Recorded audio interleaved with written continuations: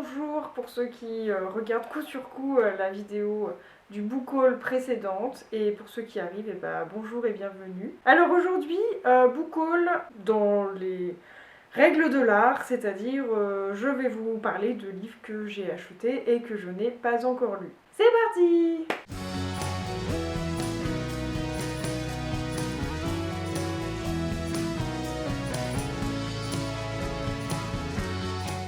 Alors, je commence avec... Bon alors, pour le prononcer, je sais pas trop. Tenth à couper le souffle, voilà, ça s'appelle comme ça. Donc là, j'ai le tome 1 et le tome 2. C'est une série finie en 3 tomes, donc il me manque juste le 3e et je pourrais les lire. Alors au début, j'étais un petit peu perplexe parce que vous avez certainement dû voir ma vidéo sur Blue Flag avec ces fameux triangles amoureux et le débat sur l'homosexualité, tout ça. Et puis en fait, la libraire m'a montré des planches et ce que je retrouvais pas dans Blue Flag, qui était la beauté des personnages, là, il n'y a pas de problème. Ils sont, le coup de crayon est très très beau, c'est vraiment sublime.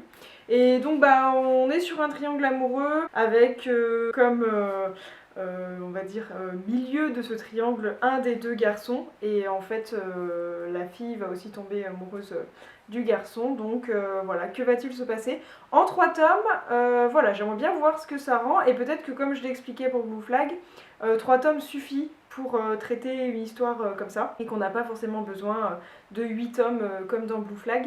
Voilà, donc j'ai hâte de regarder et de lire tout ça. Je vais vous faire des petits plans avec certaines planches qui sont vraiment très jolies. Donc voilà, donc c'est Tenth à couper le souffle de Yuko Inari, et c'est aux éditions Kana. Voilà, donc j'ai hâte de lire tout ça, et encore une fois, c'est de la faute de la libraire, parce que j'y allais pas du tout pour ça. De base, j'y suis allée pour aller acheter le tome 12 de Jujutsu Kaisen. Je me suis laissée tenter et je pense que je le regretterai pas, donc un très bon achat.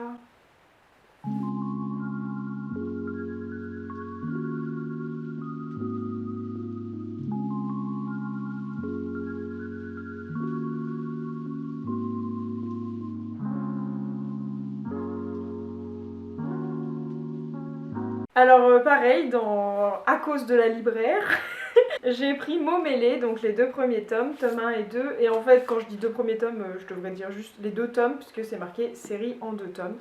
Et là, on est sur un shoujo vraiment classique, mais finalement, c'est une fois de plus les planches qui m'ont fait dire que j'allais encore craquer, parce que les personnages ils sont vraiment trop beaux, encore une fois. Donc pareil, je vous ferai des petites prises de vidéo des planches, parce que foulala. Et bon l'argument suprême, ça a été que j'avais les 2 tomes en rayon dispo tout de suite.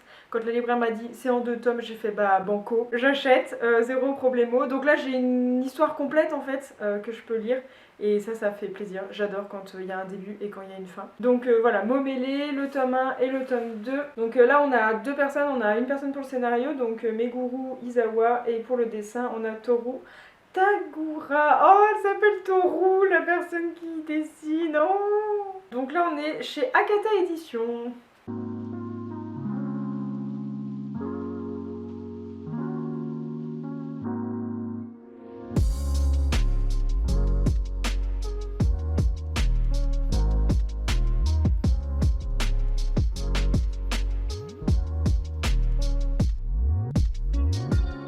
Oui, alors, je me souvenais plus où c'est que j'en étais dans les I Fell in Love After School déjà. Alors là, j'ai les 4 premiers tomes. Le dernier, il est sorti il y a pas très longtemps.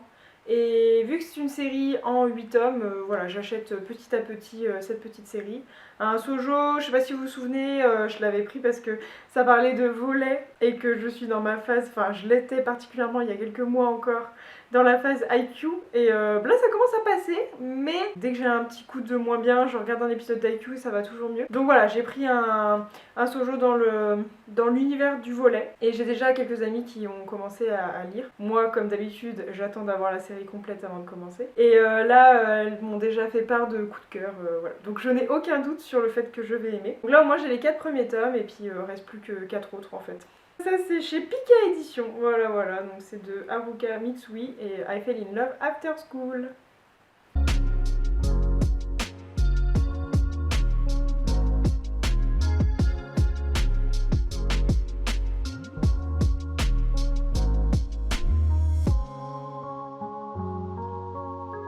Alors, dans le même genre de je sais plus où j'en étais avec vous, si je vous en avais parlé ou pas, on a Men's Life et là on a la série en 4 tomes qui est terminée.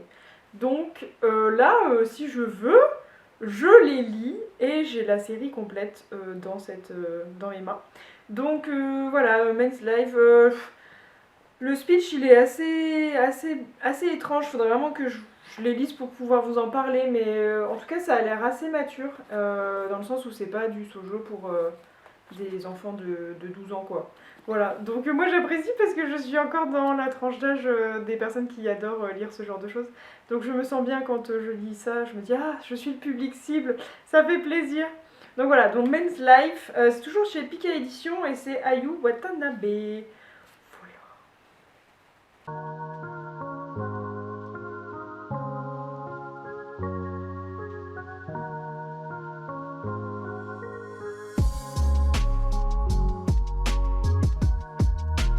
Alors, on est de nouveau sur mon problème de relation impossible avec une touche de bleu. Alors une touche de bleu, je pense que vous en avez peut-être déjà entendu parler parce que, en tout cas moi, dans ma veille ou dans les comptes Instagram que je suis, en tout cas une touche de bleu c'est ressorti assez pas mal de fois. Donc on a cette personne-là, j'ai les 3 premiers tomes, et dans cette série-là, il est question que cette jeune fille, elle a une tache au niveau du visage, une tache bleue. Alors je sais plus si certains élèves se moquent ou je sais pas quoi, mais bon, en gros, elle assume je crois, sa tache, même si je suis pas sûre, je vous dis peut-être n'importe quoi. Et en gros, il se trouve qu'il y a un prof qui est juste là. Prenons 3 secondes pour admirer ce prof, on aimerait tous avoir un prof comme ça. Donc il y a ce prof qui en fait je crois il a une maladie, il se souvient pas des visages. Donc en gros, elle croit qu'il se moque d'elle. Mais en fait non, c'est juste que lui il se souvient pas d'elle. Enfin il y a une histoire autour de 2 handicaps entre guillemets. Et voilà, moi j'ai sans faire exprès lu le résumé du tome 2 ou du tome 3 je crois, et ça avance bien. Je peux vous dire que l'histoire entre les deux semble bien sur les rails, donc j'ai hâte de lire. Pareil, on est sur des très belles planches. Le prof, il est très beau quoi, voilà. Mais il sera jamais aussi beau, je pense, que le prof dans le jeu de la mort. Là on est sur un niveau top. Donc voilà, j'ai hâte de le commencer parce que j'ai entendu aussi beaucoup de bonnes critiques sur, voilà, sur les thématiques que sont l'acceptation de soi, l'acceptation du regard des autres, des choses comme ça. Enfin, ça a l'air très bienveillant. Et là, je sais pas, on a un troisième personnage. Je le regarde pas trop parce que il m'a l'air d'être un lycéen et que ça sent un petit peu le triangle amoureux, peut-être. Voilà, donc il me semble pas que ce soit une série qui va être très longue, mais là j'ai déjà les 3 premiers tomes et c'est chouette. Donc c'était une touche de bleu de Nozomi Suzuki et c'est chez Glénat.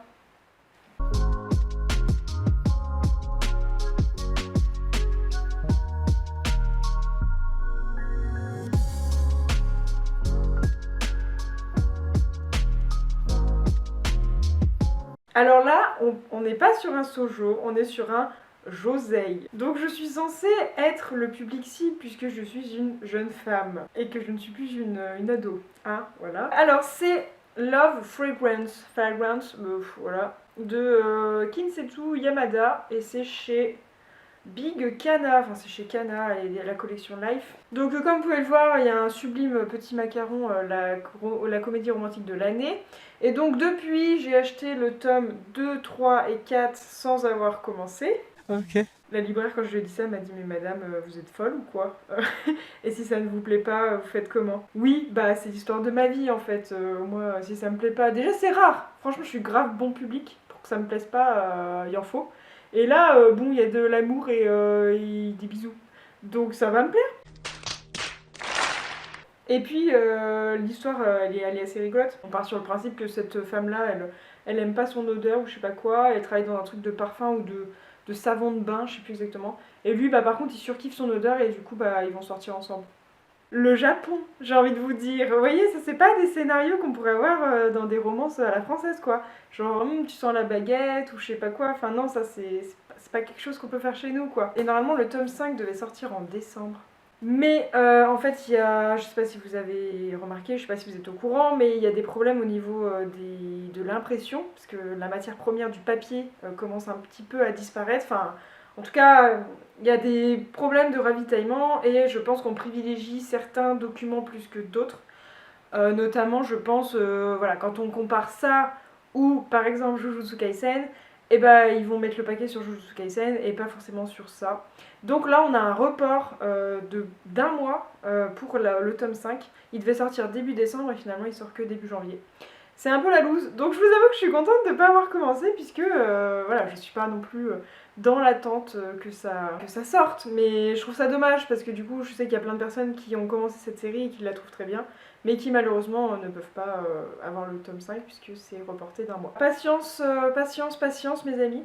Donc voilà, j'ai hâte de le commencer parce que ça a l'air feel good, voilà. Et des fois ça fait du bien de lire des trucs feel good, voilà. Donc j'ai quasiment 80% de ma bibliothèque, c'est du feel good en manga, mais c'est très très bien. Il faut à un moment se faire plaisir dans la vie.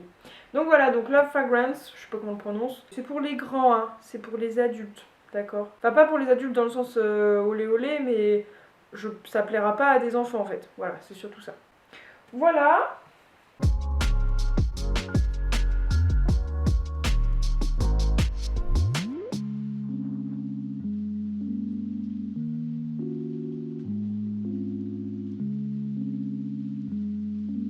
Et donc je termine avec Let's Be Together, le tome 1 de Tomo Kurahashi. Et alors il paraît que c'est un préquel d'un autre manga.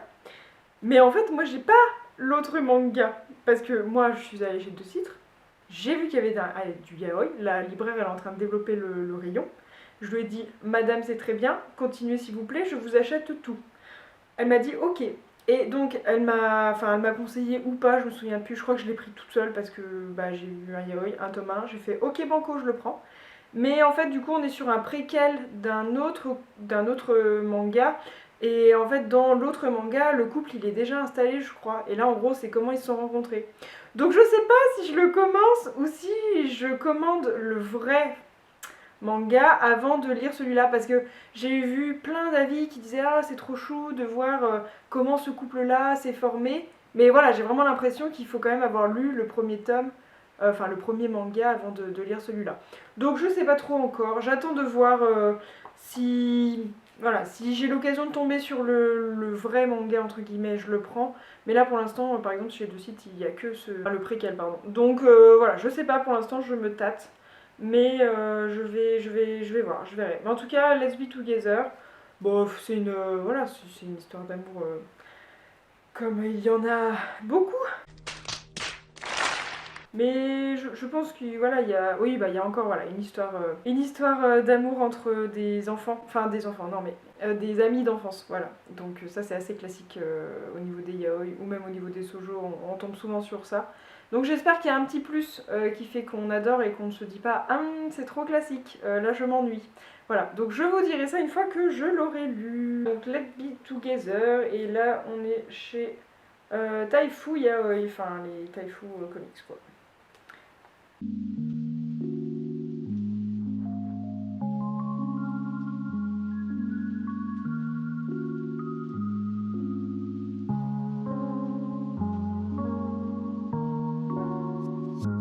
Voilà, c'est tout pour moi. Oh là là, c'était pas si long que ça en fait finalement. Bah étant donné que je les ai pas lus, je peux pas trop vous en parler, donc forcément ça fait pas une vidéo d'une demi-heure quoi. Mais je vais essayer de vous faire des petites prises tout au long de la vidéo là, pour que vous puissiez voir les planches. Parce qu'en fait moi je me rends compte souvent quand j'aime acheter des mangas, mais quand par exemple sur Vinted ou sur internet, j'essaie toujours de choper quelques scans pour voir en fait si le dessin me plaît.